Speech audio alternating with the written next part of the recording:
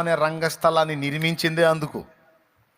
తన వారెవరో పొట్టేదో తేల్చుకొని తన వారు అనబడిన వారు గట్టి గింజలన్నిటినీ కూడా నిత్య జీవం అనే కొట్టులో ఉంచాలని, స్థిరపరచాలని, యుగయుగాల పర్యంతం శాశ్వత జీవాన్ని ఇవ్వాలని నిర్ణయించి దేవుడు అసలు ఈ భూమిని, ఈ రంగస్థలాన్ని నిర్మించాడు. ఇందులో ఇంతమంది జనాలు ఈ నాటక రంగం మొత్తాన్ని నడిపిస్తున్నాడు, కథ అంతా నడిపిస్తున్నాడు.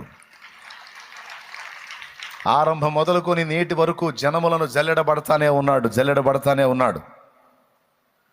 అలా జల్లిస్తున్నటువంటి జల్లింపులో తరతరాలు అనేక మంది పట్టబడతానే ఉన్నారు. అందులో ఈ తరములోకి వచ్చేటప్పటికి నువ్వు నేను కూడా పట్టబడి దేవుని జల్లెడలో కూర్చున్న అదృష్టవంతులం మనం.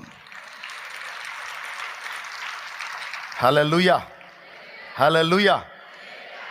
ఇంకా ఎవరైనా మారు మనసు పొంది రక్షణ పొందకపోతే ఇంకా నువ్వు దేవుని జల్లెడలో లేవు. పొట్టు లెక్కున్నావు, పొట్టు లెక్క.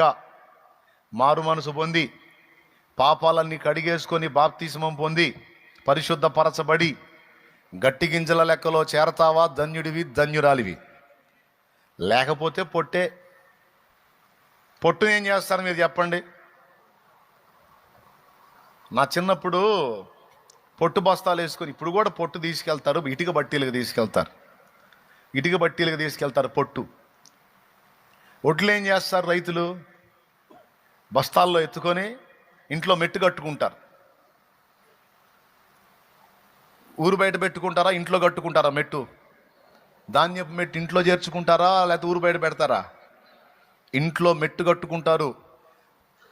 బయటికి పోయి లోపలికి వచ్చినప్పుడల్లా ధాన్యం చూసుకొని రైతు ఆనందపడుతుంటాడు. ఎందుకు? నా కష్టార్జితం కదా అని ఎన్ని బస్తాలు ఉంటే అంత ఆనందంగా ఉంటుంది రైతుకి. డబ్బులు దాచిపెట్టి కూడా అంత ఆనందపడ్డు. ఒడ్లు బస్తాలు మెట్టు చూస్తే పండగలాగా ఉంటుంది రైతుకి. దేవునికి స్తోత్రం. పొట్టును ఏం చేస్తారు తెలుసా? నా చిన్నప్పుడు హోటళ్ళకు తోలేవాళ్ళు. పొట్టు పొయ్యిలు ఉండేవి, ఇట్లా క్రాస్గా ఉంటుంది పొయ్యి. ఇక బస్తా తీసుకెళ్ళి అందులో ఓపెన్ చేసి పెట్టేస్తాడు. ఈ పొట్టు కాలి బూడిదయ్యే కొద్దీ అది వస్తూ ఉంటుంది. పొట్టు పొయ్యిలు హోటళ్ళలో ఉండేవి.